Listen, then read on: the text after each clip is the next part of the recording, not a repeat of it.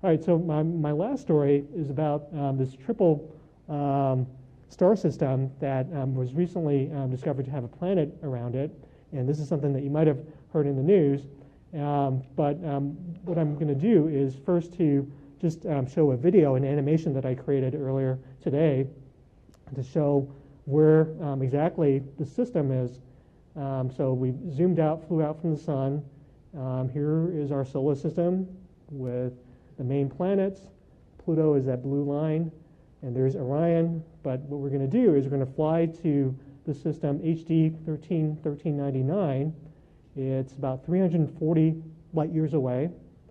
It's in the constellation of Centaurus.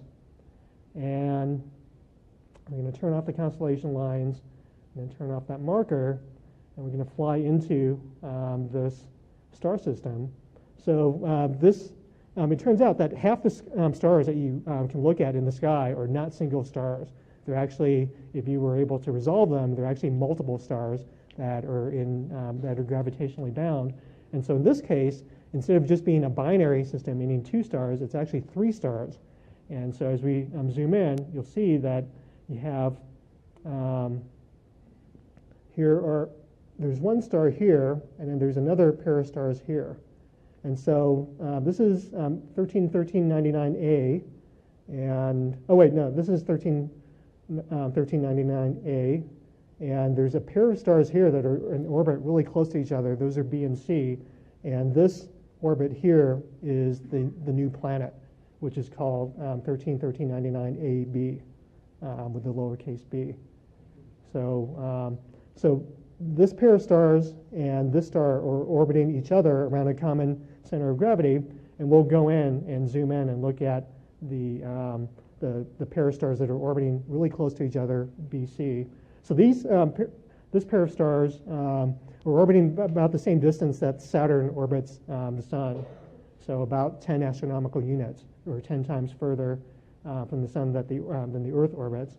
And we're seeing the simulation run about 1 year per second, orbit once around each other every few years. And then now we're going to zoom in to 1399A. So that's the central star. This is a star that's about twice the mass of the Sun, so it's a lot more luminous, being more massive. And I apologize for the weird shaking, but here is the planet. And this planet is about roughly 80 times the distance between the Earth and the Sun, or about 80 astronomical units, or about twice the distance from Pluto to the Sun. And based on some spectroscopic results, which I'll show in just a minute, we think this object is about 4 times the mass of Jupiter. So it's a massive planet, we think, which means it's probably a gas giant like Jupiter. And of course, we don't have the technology to actually image it or to see details on it, but we can run computer simulations of what the atmosphere must be like. And so I'll show some of those results as well.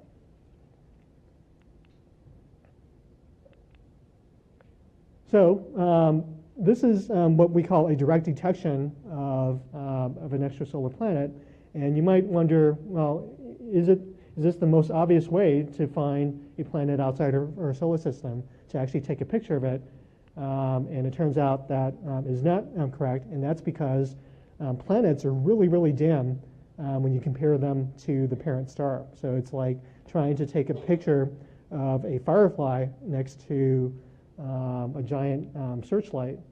And so instead, and here is another a graph showing what the disparity is between, let's say, the brightness of the Sun. Here's a cartoonish sketch of how bright the Sun is: invisible light, near infrared, mid-infrared, and far infrared. And these other lines are the reflected light from the Earth, Uranus, and Jupiter. So invisible light, there's a factor of about 10 billion between how bright the Sun is and how bright these planets are in reflected light. But if you go into the infrared, like the near and mid-infrared, this can drop down to, let's say, 1 million or 10 million. And if you're looking at really young planets, they can be even brighter, just because they still have the heat of formation in them. And so that really helps you when you're trying to actually do a direct detection. So in this case, this particular group made use of a telescope on the ground with a coronagraph, which managed to block the light. And so they're looking at near-infrared wavelengths. So this is an image of that A star, and here's the planet, the AB, and this is the same star in different wavelengths. And so you can see that the planet shows up at these different wavelengths. And then here they've combined this image with the image of the B and C stars. They were able to get some information to get basically a spectrum of the planet in different wavelengths right around the near-infrared. And by comparing them to model spectra of Jupiter-like planets, they were able to determine that those objects probably about 850 degrees Kelvin, or about 560 degrees or 80 degrees Celsius. And they were also able to characterize how big it is just by comparing it to different models. So that's what these other lines are. They're lines of modeled planets. And then the other really important thing is that these model planets have what are called absorption bands caused by methane and water. So just from this, the fact that this planet, the data points for the planet aligns well with this model shows that there must be methane and water in its atmosphere as well. One really interesting thing, and I'm going to try and hurry through this, is that this particular system is right at the edge of stability. And that's just because when you have a pair of stars that are orbiting that main star, the gravity from those additional massive objects can disrupt orbits of planets. And so one rule of thumb that people have come up with is that if the orbit of the planet is greater than 1/3 of the distance between your pair of stars, then that planet can be, its orbit can be disrupted. And so this is the 1/3 line, and here is that planet. So it's just right underneath that 1/3 line. So it seems like, based on this, as well as some numerical simulations that this group did, this planetary system, or at least this particular body, AB, is stable. And it shows other planets outside of our solar system and multi-star systems that are also stable. And then finally, here is a picture of how this system compares with our solar system. So again, as I said, object AB is about twice the distance from its star as Pluto is to the Sun. And this is the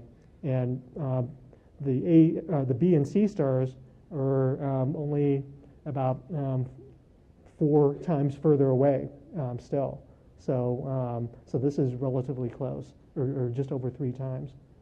So I think this is really exciting because in a lot of our cultural history, we've thought about planets that have double stars, and it turns out that double star planetary systems, we are starting to find a lot of them. But what's really wild is that now we are starting to find systems that are even more complicated than just a binary star system. And so we have to go to even more obscure science fiction, like Isaac Asimov's Nightfall, which is a story that takes place on a planet with 6 suns. And so if you've never read that story, I encourage you to go and learn more about it. But that's just something to think about. So that's it for my part of 60 Minutes in Space. And I thank you. And I want to let you know that our next show will be August 31st, and I believe we'll be doing it in IMAX instead of Murchison. So definitely look online. And of course, we do have our shows that you can find, or video versions of our presentation online, as well as on Facebook Talk or Facebook Live.